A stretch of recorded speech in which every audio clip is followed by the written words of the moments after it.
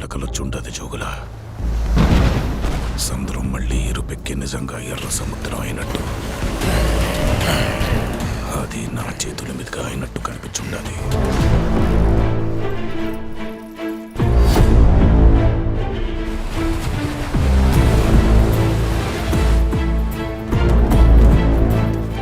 భయం పోవాలంటే దేవుడి కథైనాలా, భయం అంటే ఏంటో తెలియాలంటే దేవర కథైనాలా.